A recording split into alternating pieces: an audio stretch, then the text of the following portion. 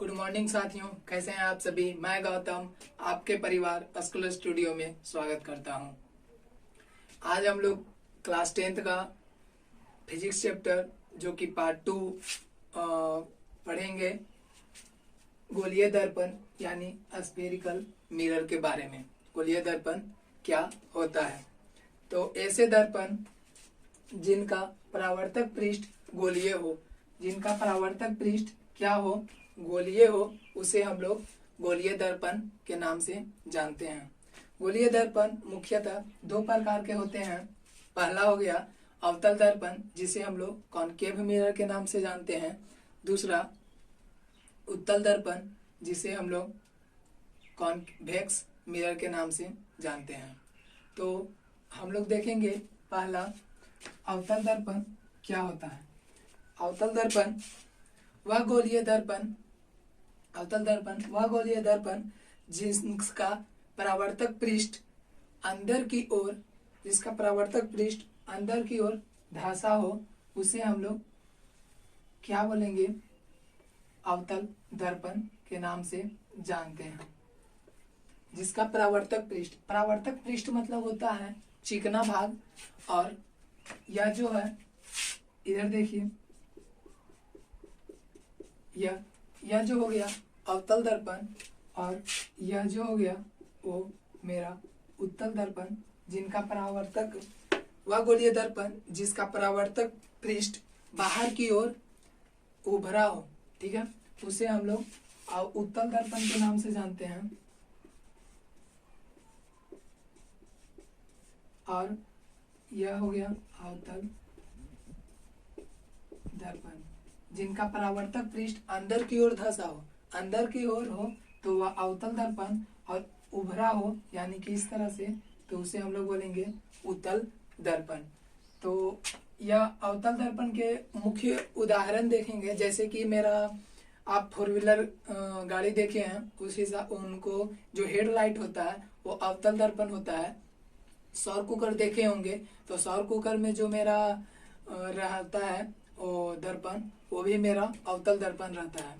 और इसका उत्तल दर्पण का बेस्ट एग्जाम्पल है जो कि हम लोग गाड़ी में साइड मिरर की यूज करते हैं। साइड मिरर में जो पीछे देखने के लिए यूज करते हैं, उसे हम लोग उत्तल दर्पण कहते हैं। तो हम लोग अभी पढ़ेंगे गोलीय दर्पण से जुड़ी कुछ महत्वपूर्ण परिभाषाएं, जो कि एक गोला है, इससे क्या क्या हम लोग कुछ परिभाषा है। तो क्या क्या है? ध्रुव हो गया, वक्रता केंद्र हो गया, मुख्य अक्ष हो गया, वक्रता त्रिज्या हो गया, और दर्पण का द्वारक हो गया। तो ये सब के बारे में हम लोग समझेंगे। तो ध्रुव क्या होता है, यानी कि पोल क्या होता है? तो गोलीय दर्पण के परावर्तक पृष्ठ के केंद्र को ध्रुव कहते हैं। गोलीय दर्पण के परावर्तक पृष्ठ, यह जो गोलीय दर्पण हो गया, मान लीजिए यह एक अवतल दर्पण हो गया, यह भी एक गोला का ही भाग होता है, ठीक है, यह एक गोला का भाग होता है। तो गोलीय दर्पण के परावर्तक पृष्ठ के केंद्र, तो इसका केंद्र जो होगा इस तरह से, यह जो केंद्र हो गया, इसी को हम लोग क्या बोलेंगे? पोल के नाम से जानते हैं। यह अवतल दर्पण है। उत्तल दर्पण में भी यही चीज होगा कि अगर यह है, ठीक है, तो इसका जो यहाँ पे यह बन गया, यह पोल हो जाता है, ठीक है। अब दूसरा पढ़ेंगे वक्रता केंद्र। यह वक्रता केंद्र क्या है? सेंटर ऑफ कर्वेचर, ठीक है। तो गोलीय दर्पण का परावर्तक पृष्ठ जिस गोले का भाग होता है, उसका ही केंद्र जिस गोले का भाग हुआ, जैसे कि यह एक गोला है, तो गोला का जो केंद्र होता है, ठीक है, गोला का जो केंद्र होता है, उसी को हम लोग क्या बोलते हैं? वक्रता केंद्र के नाम से जानते हैं। तो इसका केंद्र, यह भी तो एक गोला का ही भाग है, यह भी एक क्या है? एक गोला का ही भाग है। तो इसका वक्रता केंद्र क्या हो जाएगा? यहाँ पे मानते हैं कि यह वक्रता केंद्र हो गया, ठीक है। तो इसे हम लोग सी के नाम से डिनोटेड करते हैं, क्योंकि सेंटर ऑफ कर्वेचर, ठीक है। तो वक्रता केंद्र। अब अगला है मुख्य अक्ष, यानी कि प्रिंसिपल एक्सिस। तो प्रिंसिपल एक्सिस क्या बोलता है कि जो वक्रता केंद्र है और पोल है, यानी कि यह P, इससे जो गुजरने वाली सरल रेखा यानी कि यह रेखा क्या कहलाता है, मेरा मुख्य अक्ष कहलाता है। ध्यान से, यह वक्रता केंद्र हो गया, यह मेरा ध्रुव हो गया यानी कि पोल। तो इससे जो सरल रेखा हमारी गुजरती है इस तरह से, उसी को हम लोग क्या बोलेंगे, मुख्य अक्ष बोलेंगे, मुख्य अक्ष बोलते हैं। ठीक है, अगला पढ़ेंगे वक्रता त्रिज्या। तो गोलीय दर्पण, जो गोला होगा वह तो एक गोला का भाग ही है। तो गोलीय दर्पण का जो यहाँ से रेडियस होता है, ठीक है, जो रेडियस होता है उसी को हम लोग क्या बोलते हैं, वक्रता त्रिज्या बोलते हैं, रेडियस ऑफ कर्वेचर। यानी कि यहाँ से यहाँ का डिस्टेंस जो हो गया वह मेरा क्या होता है, रेडियस होता है। तो गोलीय दर्पण के परावर्तक पृष्ठ के जिस गोले का भाग होता है उस गोले की त्रिज्या, उस गोले का ही त्रिज्या, जैसे कि यह इसका त्रिज्या जो हो गया उसी को हम लोग क्या बोलेंगे, वक्रता त्रिज्या बोलेंगे। ऐसे आप समझ सकते हैं, यहाँ से ऐसे इस तरह से यह आर, इसको डिनोट करेंगे हम लोग आर से। दर्पण का द्वारक क्या होता है, ठीक है, दर्पण का द्वारक। तो दर्पण का द्वारक होता है, आप व्यास पढ़े हैं, ठीक है, आप व्यास पढ़े होंगे। तो दर्पण का द्वारक सीधा सीधे समझिए कि व्यास ही होता है, जो कि यह गोलीय, यह जो हो गया इसी को हम लोग क्या बोलते हैं, दर्पण का द्वारक बोलते हैं। व्यास ही समझिए इसको। तो अब हम लोग आगे पढ़ेंगे एक मुख्य फोकस, प्रिंसिपल फोकस। यह क्या होता है, तो मुख्य अक्ष के समानांतर, यह जो मेरा मुख्य अक्ष है, मुख्य अक्ष के समानांतर प्रकाश की किरणें, इस तरह से आप समानांतर कर सकते हैं, इस तरह से प्रकाश की किरणें परावर्तित होकर मुख्य अक्ष को जिस बिंदु पे काटेगी उसी को हम लोग क्या बोलेंगे, उसी को हम लोग क्या बोलते हैं, मुख्य फोकस के नाम से जानते हैं। फिर से एक बार, मुख्य अक्ष के समानांतर, मुख्य अक्ष के समानांतर कौन सा किरण हो गया, ये मुख्य अक्ष के समानांतर परावर्तित होकर जिस बिंदु पे, मुख्य अक्ष के जिस बिंदु पे कट करेगी, यह कट जो कर रही है, ठीक है, वही मेरा क्या हो जाता है, फोकस। यही मेरा क्या हो जाएगा, मुख्य फोकस कहलाता है। यह अवतल दर्पण में हम लोग देखें, ठीक है, इस चीज को अवतल दर्पण में देखें। अब हम लोग उत्तल दर्पण में देखते हैं इसको। उत्तल दर्पण में किस तरह से देखेंगे, जो देखें कि अगर रेल लाते हैं इसको तो इस तरह से आएगा समानांतर, यह मुख्य अक्ष हो गया, यह मुख्य अक्ष हो गया, ठीक है। तो और यहाँ पे सी, तो समानांतर किरण आती है और यह परावर्तित हो जाती है, और आती हुई प्रतीत जहां पे कटेगी, ठीक है, जहां पे कटती है उसी को हम लोग क्या बोलते हैं, फोकस बोलते हैं। उसी को हम लोग क्या बोलते हैं, फोकस बोलते हैं। यह हो जाएगा मेरा उत्तल दर्पण में। फिर से एक बार समझते हैं क्या बोलता है मुख्य फोकस।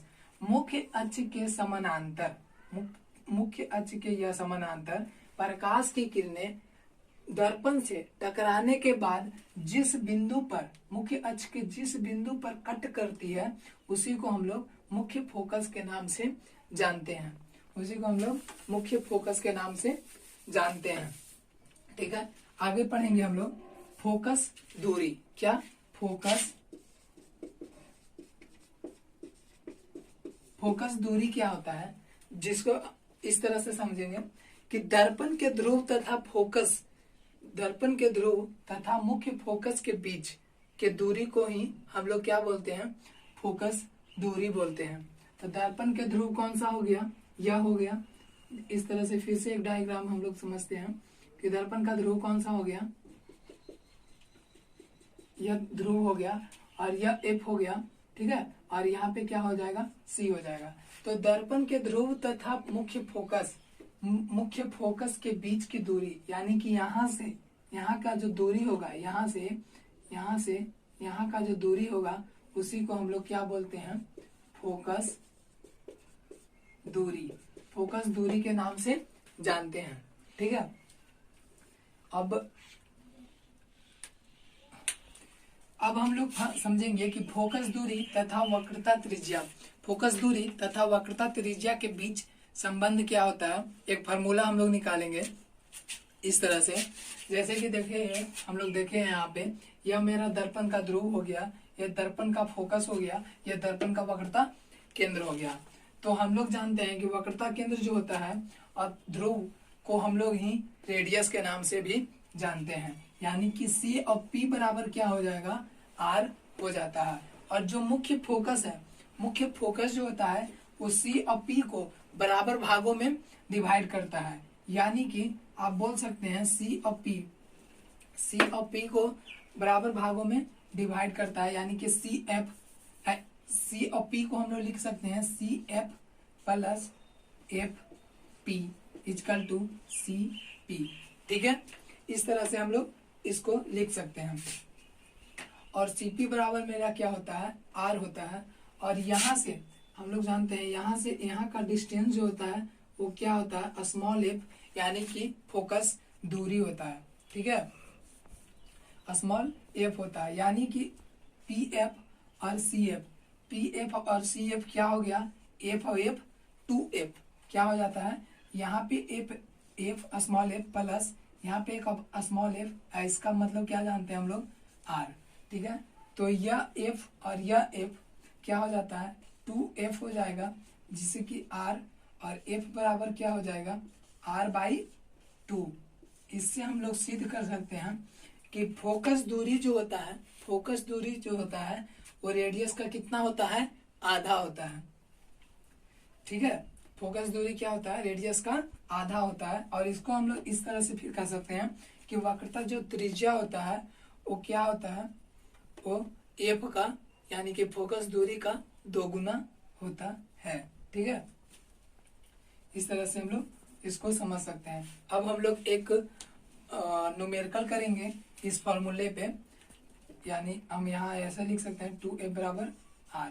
यह भी मेरा एक फॉर्मूला निकल कर आ गया। तो एक न्यूमेरिकल हम लोग देखेंगे, एक गोलीय दर्पण के वक्रता त्रिज्या 20 सेंटीमीटर है। कितना है, 20 सेंटीमीटर है। तो इसकी फोकस दूरी क्या होगी, यानी कि स्मॉल f बराबर हमसे पूछा गया है। तो हम लोग लिखेंगे गिवन डाटा, जो कि मेरा दिया हुआ है वक्रता त्रिज्या, वक्रता त्रिज्या क्या है, वक्रता त्रिज्या दिया हुआ है 20 सेंटीमीटर मेरा दिया हुआ है। तो पूछा क्या है, फोकस दूरी। तो फोकस दूरी का फॉर्मूला हम लोग जानते हैं, डायरेक्ट फोकस दूरी। फोकस दूरी बराबर क्या होता है, R/2, यानी कि स्मॉल f बराबर कैपिटल R/2। तो स्मॉल f बराबर लिख सकते हैं 20 सेंटीमीटर बाई 2। तो स्मॉल f बराबर यहाँ पे आ जाएगा मेरा 10 सेंटीमीटर। ठीक है, तो आज को इतना ही हम लोग करते हैं, और अगले नेक्स्ट क्लास में हम लोग पढ़ेंगे आगे। और हमारी वीडियो अगर आपको अच्छा लगती है तो आप लाइक करें, शेयर करें एंड सब्सक्राइब करें।